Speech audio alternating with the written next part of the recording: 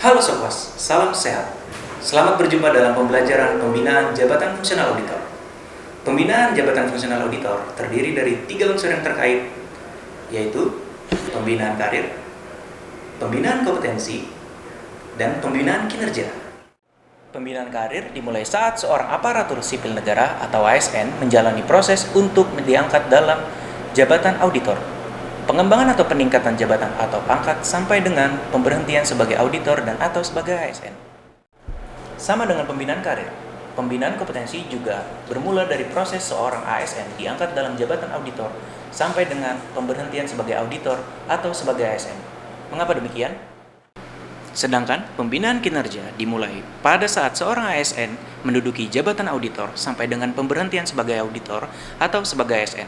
Sampai saat ini, pembinaan kinerja auditor dicerminkan dalam perolehan angka kredit yang merupakan penilaian prestasi kerja auditor sebagai salah satu syarat untuk pengangkatan, kenaikan jabatan, dan atau pangkat.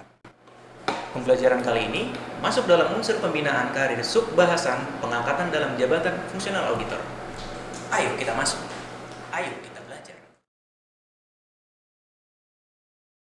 Pengangkatan seorang ASN untuk menjadi auditor perlu mempertimbangkan formasi jabatan, beban kerja, kompetensi, anggaran, penilaian pimpinan, dan yang terakhir, persetujuan teknis instansi pembina. Pada formasi jabatan, apabila belum tersedia formasi pada jabatan yang akan diduduki, maka seorang ASN belum dapat diangkat dalam jabatan tersebut. Kedua, beban kerja. Sebelum mengangkat seorang ASN dalam jabatan auditor, agar dipastikan terlebih dahulu kecukupan beban kerja yang akan diemban oleh ASN tersebut. Beban kerja yang memadai ini perlu untuk menjamin peningkatan karir seorang auditor.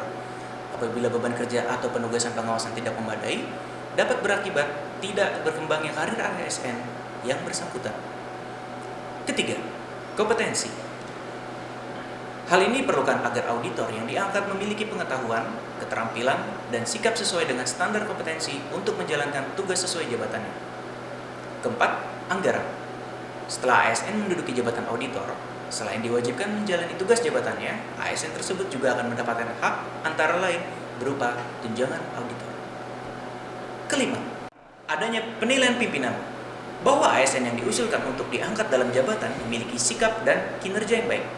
Ini artinya, calon auditor yang diusulkan diharapkan memiliki kinerja dan sikap perilaku yang baik, agar nantinya, pada saat yang bersangkutan sudah menduduki jabatan auditor, dapat menjalankan tugas dan fungsinya secara baik. Keenam, dan yang terakhir, persetujuan pengangkatan dari instansi pembina.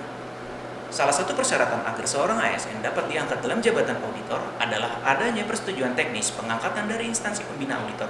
Dalam hal ini, ialah BPKP. Kemudian kita akan masuk dalam pembahasan jenis pengangkatan dalam jabatan auditor. Terdapat 3 jenis dalam pengangkatan jabatan auditor. Pertama, pengangkatan pertama. Kedua, pengangkatan perpindahan. Ketiga, pengangkatan melalui penyesuaian atau yang bisa dikenal dengan invasi. Pengangkatan pertama ialah pengangkatan PNS ke dalam jabatan auditor melalui formasi CPNS dan belum pernah mutasi baik dalam kepangkatan, jabatan maupun unit kerja.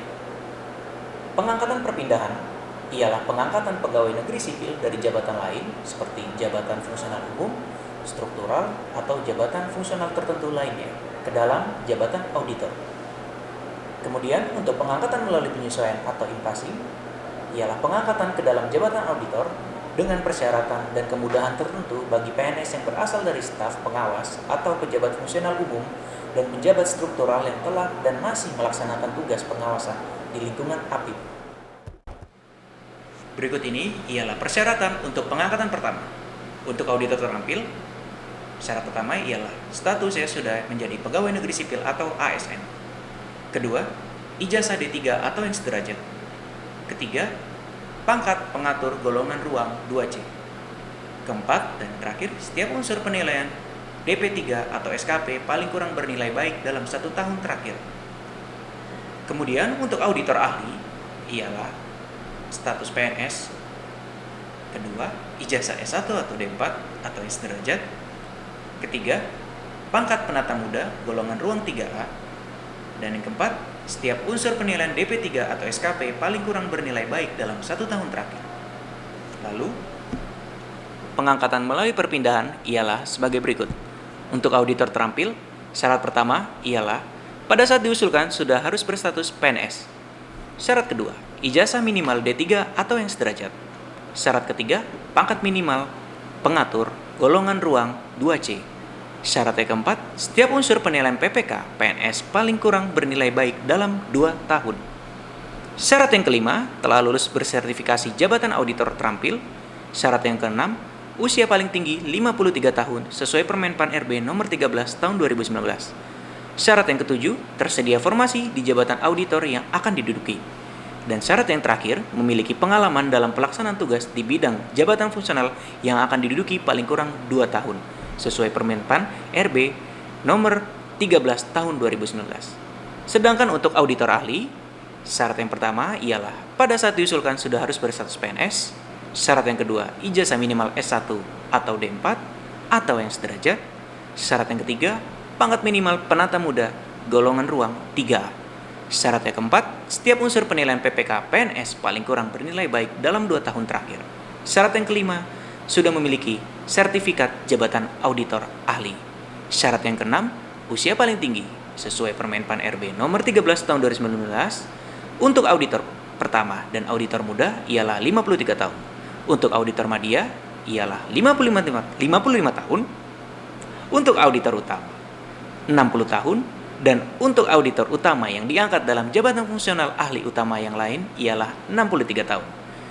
Syarat yang ketujuh, tersedia formasi di jabatan auditor yang akan diduduki. Dan syarat yang terakhir, memiliki pengalaman dalam pelaksanaan di bidang jabatan fungsional yang akan diduduki paling kurang 2 tahun. Sebagai informasi tambahan, dalam pengangkatan melalui perpindahan dibutuhkan beberapa syarat berikut. Pangkat yang ditetapkan bagi PNS adalah sama dengan pangkat yang dimilikinya, dan jenjang jabatan yang ditetapkan sesuai dengan jumlah angka kredit yang ditetapkan oleh pejabat yang berwenang menetapkan angka kredit dan sertifikat jabatan auditor yang dimiliki. Yang kedua, jumlah angka kredit ditetapkan dari unsur utama dan unsur penunjang. Yang terakhir, pengalaman dalam menduduki jabatan struktural yang dapat diberikan nilai angka kredit adalah jabatan struktural yang terkait dengan bidang tugas pengawasan atau menduduki jabatan struktural di unit inspektorat atau APIP. Jenis pengangkatan auditor yang terakhir ialah pengangkatan melalui in-passing.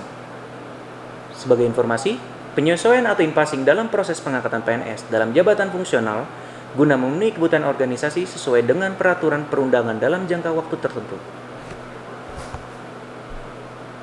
Pengangkatan PNS dalam jabatan fungsional auditor melalui penyesuaian atau in-passing dilakukan oleh PPK setelah memperoleh rekomendasi pengangkatan dari Kepala BPKP.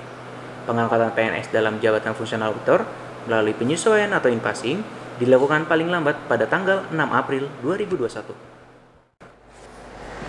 Kita masuk dalam pembahasan yang terakhir dalam materi ini. Pembahasan kali ini kita akan bahas tentang pemberhentian dari jabatan auditor. Pemberhentian dari jabatan auditor menurut pasal 94 PP 11 tahun 2017, pasal 60 ayat 1 Permenpan 13 tahun 2019 ialah sebagai berikut. Mengundurkan diri dari jabatan, diberhentikan sementara sebagai PNS, menjalani cuti di luar tanggungan negara, menjalani tugas belajar lebih dari 6 bulan, ditugaskan secara penuh di luar jabatan fungsionalnya, dan tidak memenuhi persyaratan jabatan.